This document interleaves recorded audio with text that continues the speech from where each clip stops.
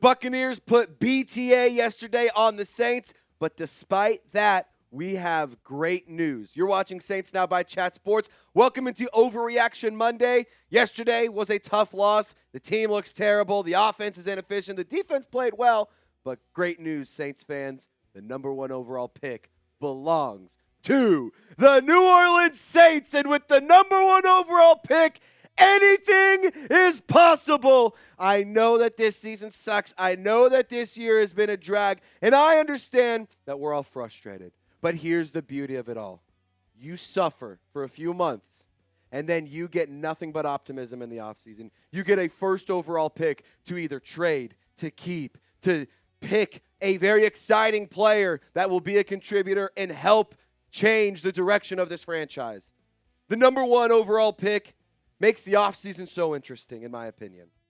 With the Jets winning yesterday, coming back against the Bengals, and the Saints losing, the New Orleans Saints have the number one overall pick, and this offseason has so much opportunity if you do have the number one overall pick. You have so much control. You can trade it. You can keep it. You can use it to get a player. You can use it to get extra picks in the future. I guess you could call it a perk of being a rebuilding team. You get the number one overall pick, so you get the shiny toy, the belle of the ball, all offseason long. So we have a laundry list of roster needs for what it's worth, but the biggest thing you need is quality playmakers. You just need somebody who's going to be a game changer. You need somebody who's going to change the direction of this franchise.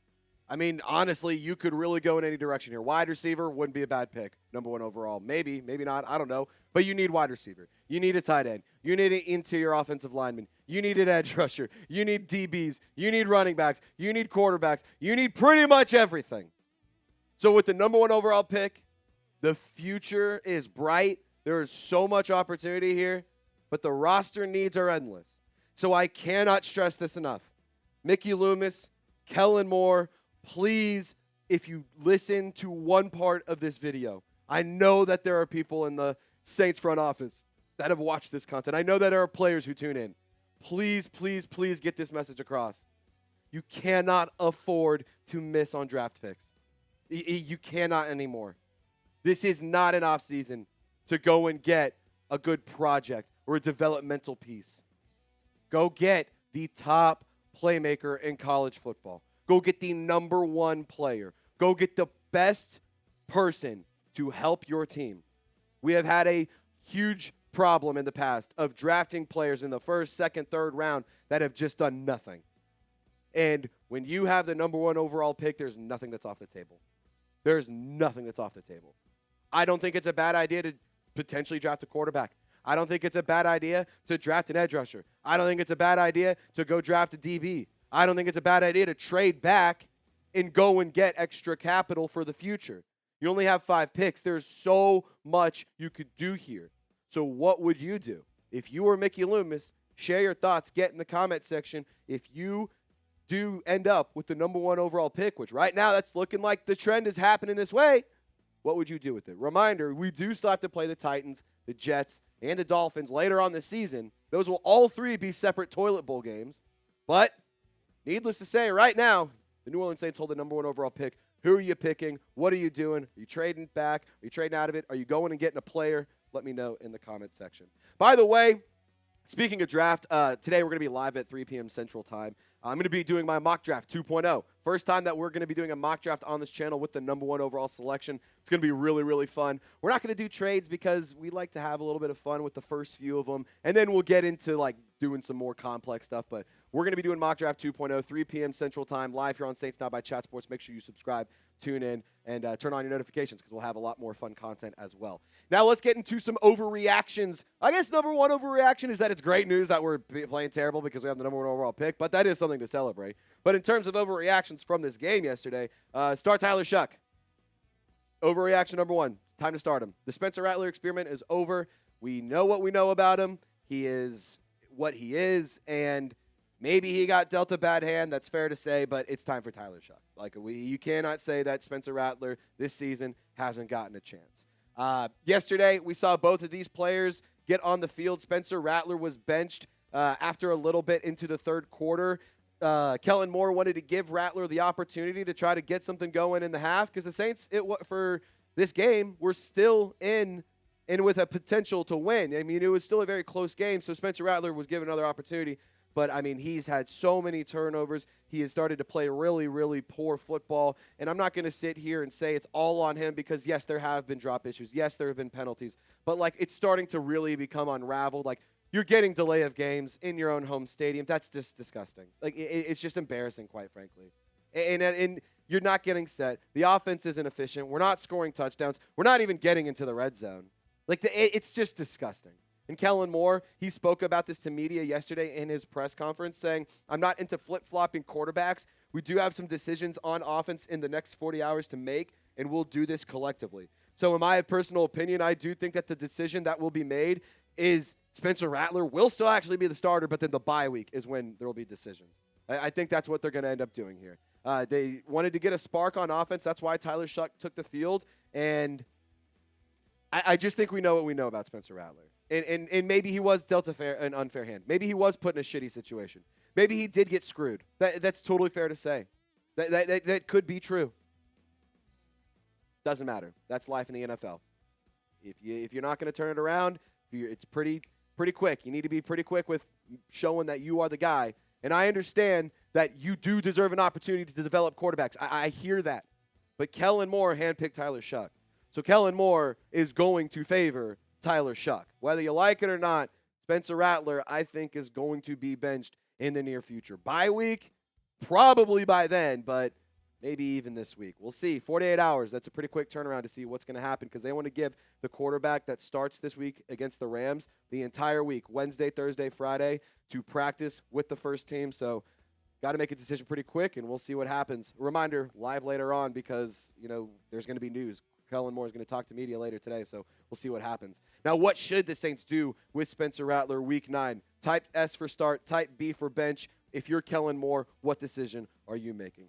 Overreaction number 2, it's time for a fire sale. It's time to trade everything away, trade away all the players, just get as many draft picks as we possibly can. Overreaction number 2, going to discuss this, talk about some trade candidates here in just one moment. But first things first, got to tell you guys about today's presenting sponsor, and that is Prize Picks. I absolutely love Prize Picks. I play it every single time I'm watching football, and we make decisions every single day, but over on Prize Picks, being right can get you paid. So don't miss any of the excitement this season on Prize Picks where it's good to be right.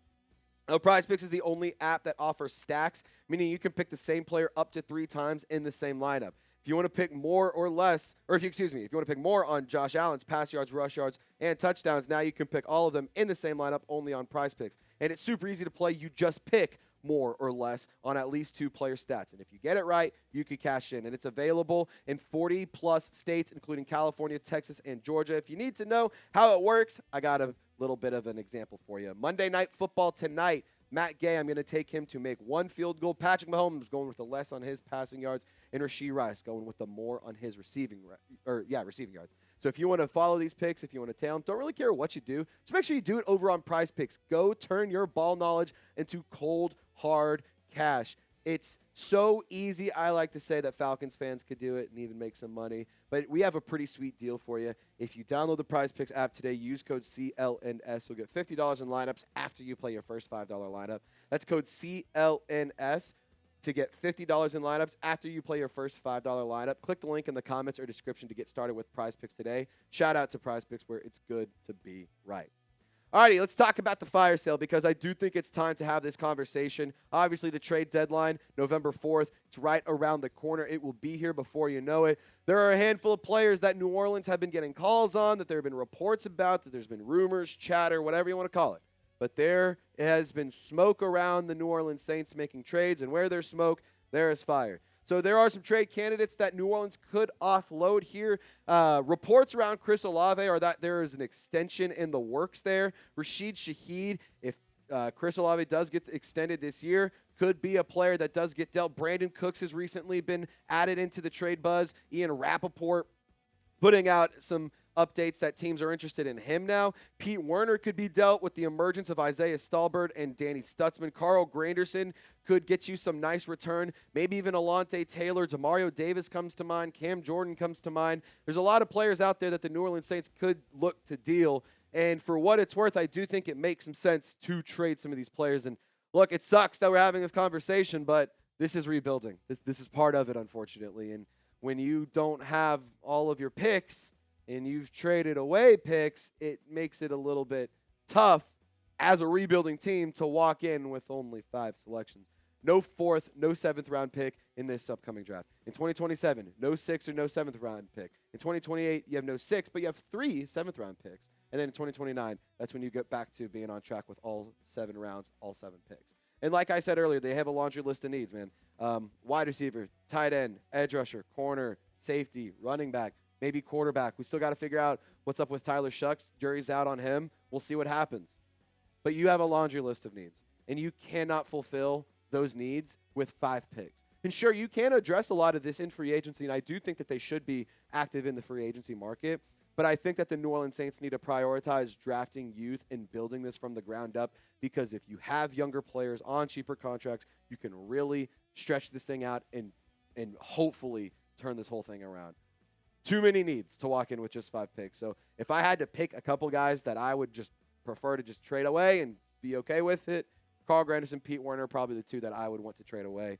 I think it's risky to move off of wide receivers, especially if you're going to start Tyler Shough. Moving away from Chris Olave, moving away from Rashid Shaheed, that could be a really dangerous decision, because if you can't get a nice return in draft capital for one of those players, you're going to potentially suffer if you do trade away those guys. It just doesn't make sense. Like, it hurts the development. This offense already sucks. Why would you trade away your playmakers? I would prefer to trade some of those defensive pieces. Now, overreaction number 3, this team just doesn't have an identity. No offensive identity. We don't know what we're doing. We don't know if we're a rushing team. We don't know if we're a passing team. We don't know if we're a ground and pound. We don't know if we're deep shots. We really don't know what we're doing. What I do know is that we suck, and that this offense is terrible, and that this offense struggles to finish drives. This offense struggles to make big plays. This offense struggles to create big plays. This offense struggles to be explosive. They have no spark. They don't do anything at all well.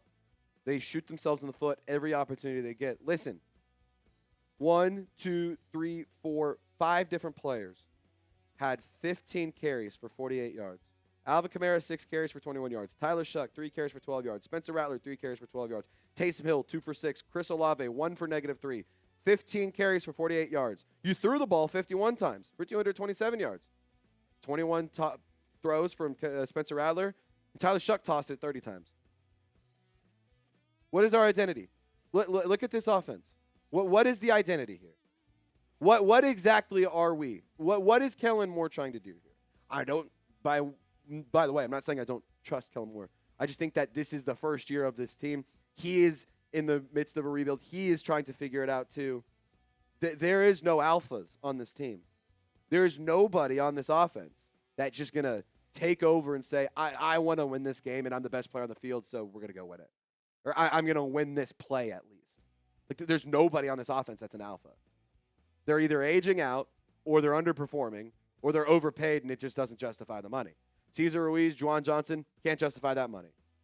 Alvin Kamara, he's aging out. Taysom Hill, he's aging out.